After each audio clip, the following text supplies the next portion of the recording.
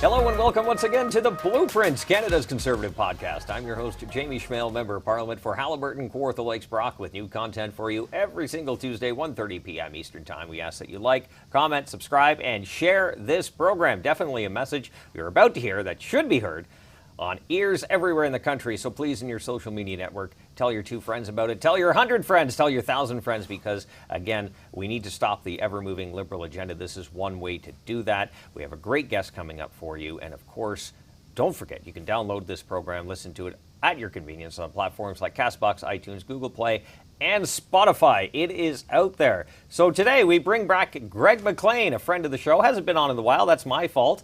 To talk about crony capitalism, markets not creating the demand, the government forcing demand in the marketplace. He's a great financial genius, I think. I can say that.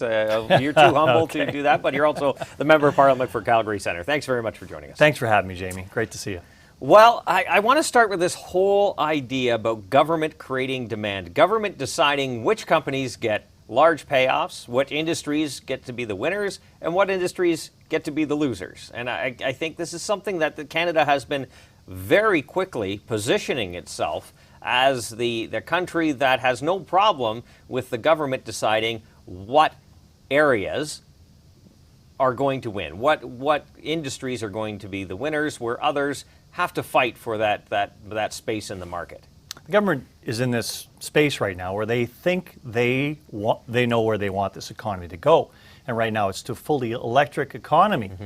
Now, I don't know how that works exactly, because especially in certain parts of the country, we're going to be starved of electricity in the very near future. I mean, within the next 5 years, unless we take some measures here to actually get some more electric supply built. So moving fully electrically isn't necessarily the best outcome for many people in Canada. You think about it from a vehicle perspective.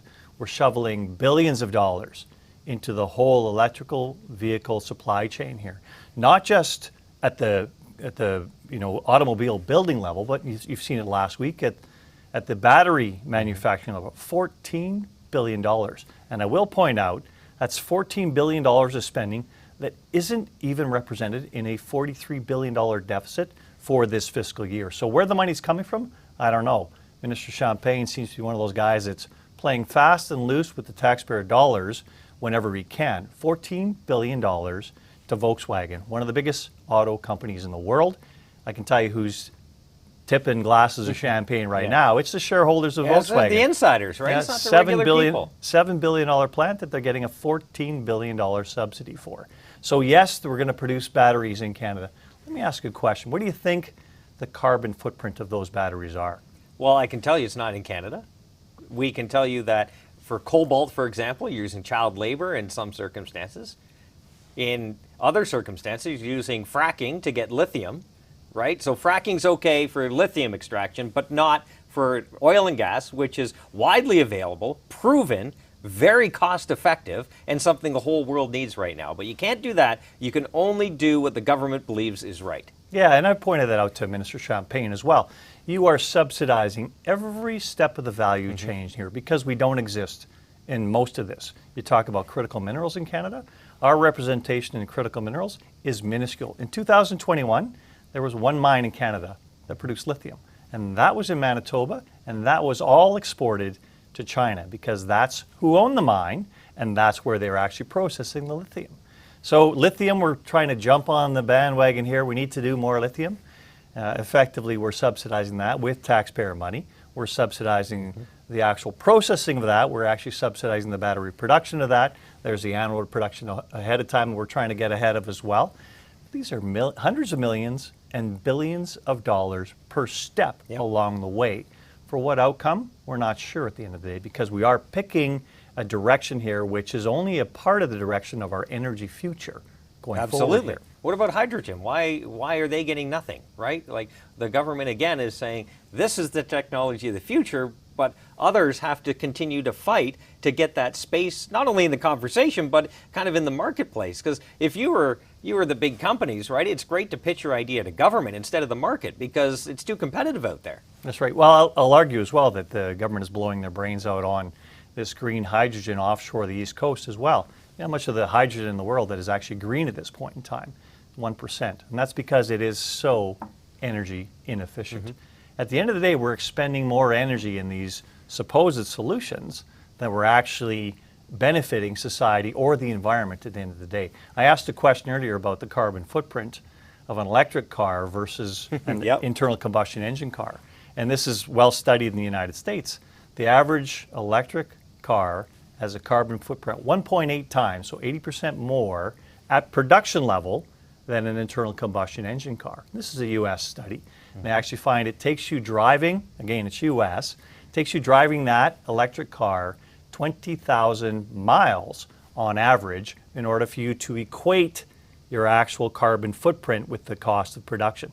So think about that. If it's a secondary car in your garage that you're only driving around the house, 20,000 miles, about 30,000 kilometers, how long is it going to take you to drive those 30,000 kilometers? And the majority of that is in the battery. And if the battery has a 6-year life, think about that carbon footprint. What about the cost of the battery to replace it if it goes? Well, the price is one thing, right? Yeah. But the reason we're doing this whole thing is because of environmental reasons. If the footprint actually isn't going down, can't we actually say, what are we doing? What are we accomplishing here at the end of the day? Let's follow some science and actually get towards some real solutions. There are a lot of good environmental solutions. There are a lot of good energy solutions. Now, we've met with the energy industry, the automotive industry, and looked at some actual solutions going forward on what Canada's automobile fleet needs to look like as far as the provision of power. It is not all electric. There's going to have to be some internal combustion engines. There's potential for hydrogen, which is the most easily replaced fuel for internal combustion engines if we don't have hydrocarbons. It's interesting in that respect, although I think it is early in the actual value chain right now. There's electric. Electric's going to take a component of that where it's sustainable, quite frankly, because electric, like every other power technology, has to be sustainable at the end of the day. It has to be secure. Absolutely. You've got to be able to access electricity with the same efficiency you access the way you fuel your car presently. And that's changing.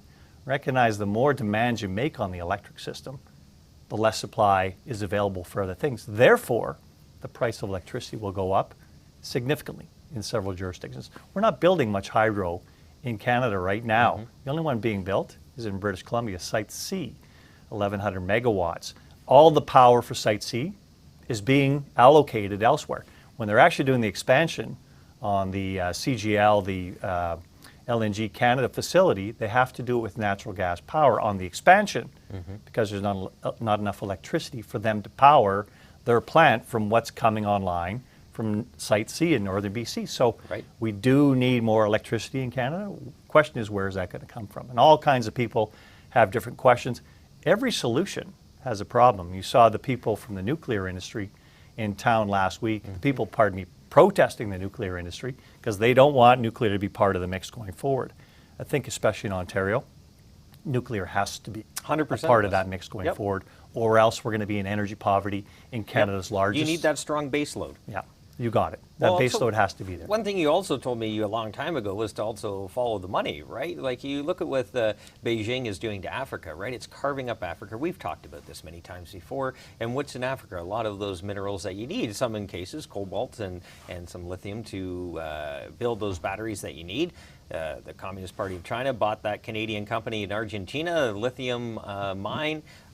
So all these jobs, all these dollars are going outside Canada when we have a very strong oil and gas industry. And you look at also Europe, which is in an energy crisis right now. Some are saying a lot of their slowdown economically is due to a shortage of affordable energy right now. And we have the ability to get in this mix, but this Prime Minister continues to shut down an industry, like I said before, that's trusted, widely available, proven, and affordable. I meet with people in the oil and gas industry all the time, given where I live.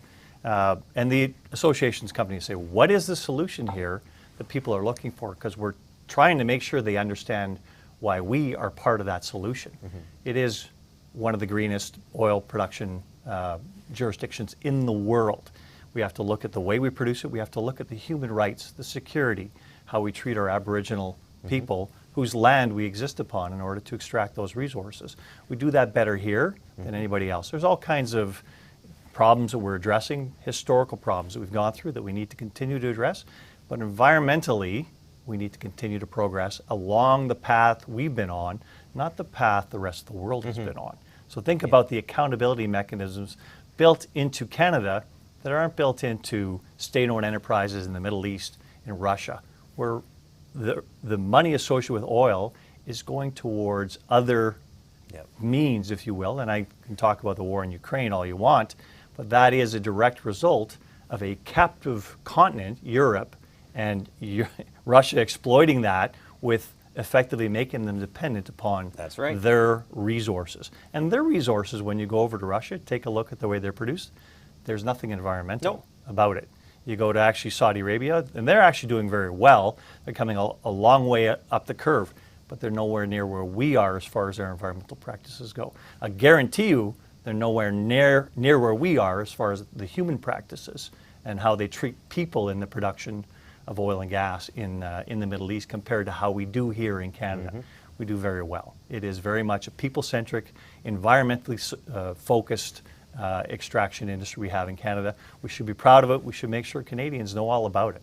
I couldn't agree with you more. There was an article in The Guardian, I think last week, had the headline here, I should grab it, basically saying that China is putting more coal-fired power plants online every single day. There is no sign of them slowing down.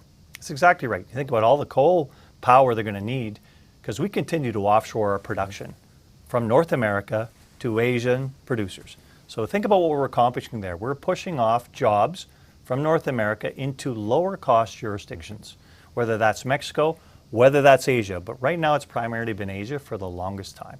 Different countries in Asia, including India, including China, including Indonesia, Philippines, etc. All of their carbon footprints continue to rocket skywards. But the consumption of the products they produce come back here. So we're really just offshoring our carbon footprint at the end of the day as well. It's still on us, the products that are coming back to us, but we're pretending that we're not part of the problem in this respect. We're actually kind of creating more of a problem by getting production from less environmentally friendly production countries like China, India, Indonesia. These are problems we're going to have to face and recognize as well. I tell this to people all the time. There is no envelope around Canada as far as CO2 emissions go.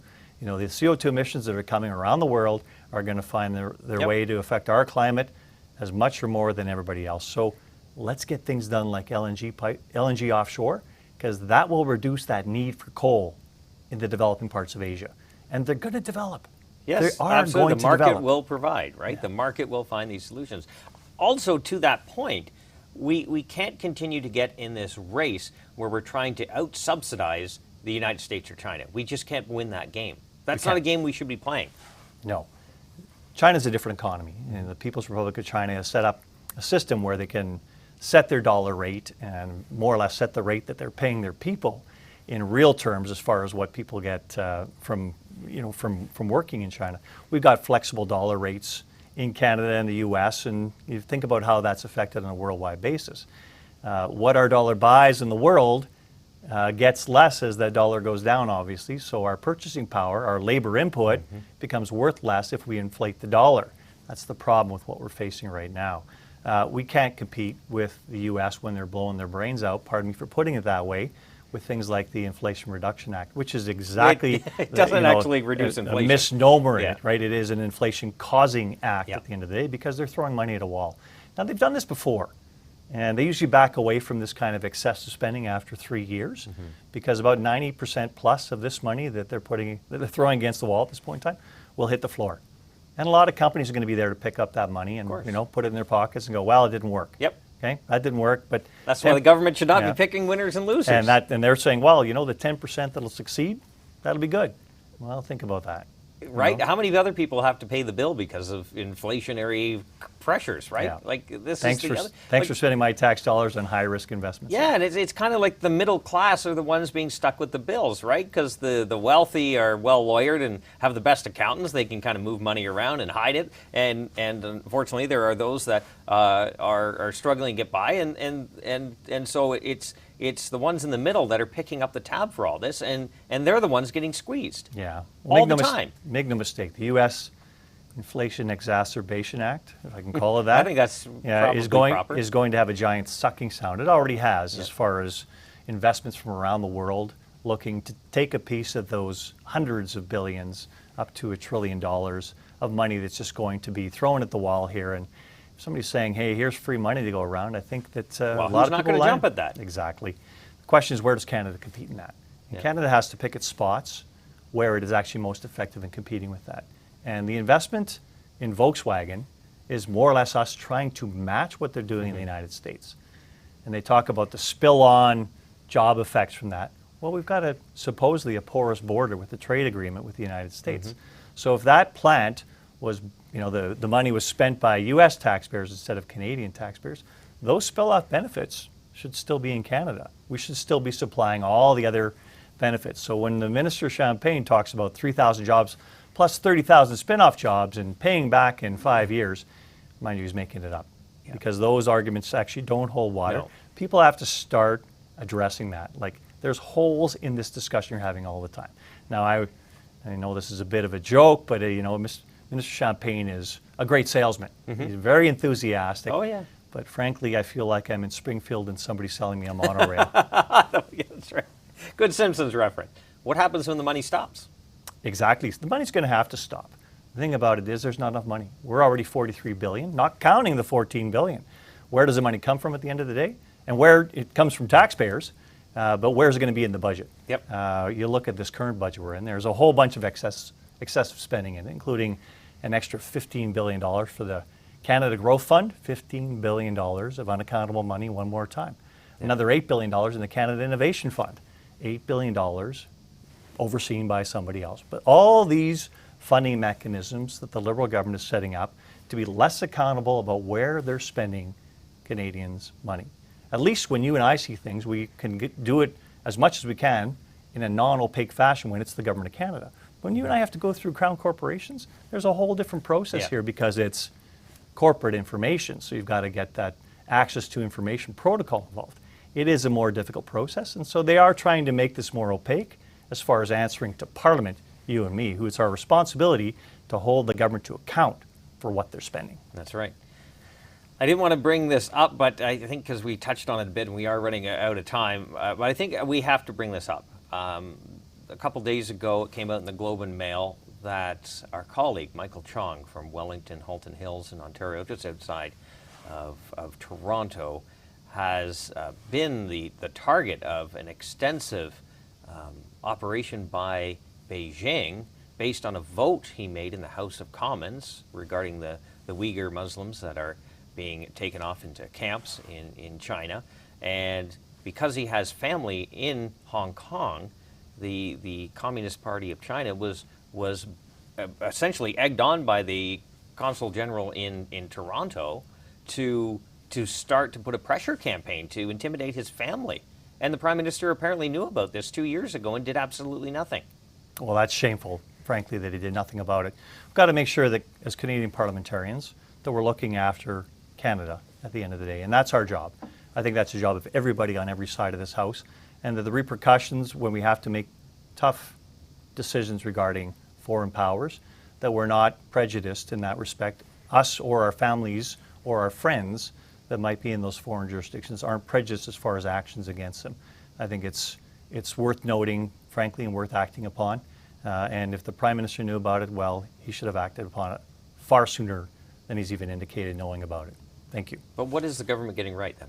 What is the government getting right? You tell me what the government's getting right. I can tell you. Well, I like to be gracious about this kind of things. And in the budget, the one thing they're getting right is for automatic filing of people with disabilities, for instance, that don't have the ability to file on a regular basis. My wife works in filling out taxes for senior citizens. And sometimes she'll get somebody who come in who hasn't filled out their taxes in 10 years. In order for them to get their benefits, they've got to go through 10 years of back taxes. And sometimes those people have needed benefits for a number of years and don't get them. And having that automatic fill-in option for people like that aren't necessarily, and let's call it 5% of Canadians that don't have the ability to get their taxes done for whatever reason, that's something that's a step forward to make sure that there is a more fluid access to the benefits you get. So I always like to be gracious and make sure we do point out when some things are going well and they're actually moving in the right direction. But on 90%, it's going terribly. Well, I always say you can't spend hundreds of billions of dollars and get it all wrong. So That's a good point. There's a lot of money going off the table right now, and that is the going off problem. the table, and very shortly spending more on interest payments on the debt than we are in the military. That's a topic for another time. Yeah. We're pretty much out of time, but as you know, the guests get the last word, so the floor is yours. Jamie, thanks for having me today. We have to address all these things: environmental effects, economic effects, security effects. Our energy matters in Canada. We have a great energy system. Let's not tear it down before we look at what the real solution is here going forward and what we need in a modern economy for the next decades to come. Because we've got a generation that's dependent upon a secure energy system. Let's make sure we continue to have a secure energy system for our kids, our grandkids, everybody that follows us. It should be about adding to the energy portfolio, not taking away. Exactly. Making sure we're secure, number one, and that those jobs are there, and the companies that are coming to invest in Canada know they have the ability to access good, clean Canadian energy. Couldn't agree with you more. Greg McLean, Member of Parliament for Calgary Centre. Is always a pleasure having him on the show. We appreciate his time and yours, of course. Please like, comment, subscribe, and share this program. Important messaging that needs to be seen and heard. Of course, you can download it at your convenience on platforms like CastBox, iTunes, Google Play, and Spotify. New content for you every single Tuesday, 1:30 p.m. Eastern Time. Until then, remember, low taxes, less government, more freedom. That is the blueprint.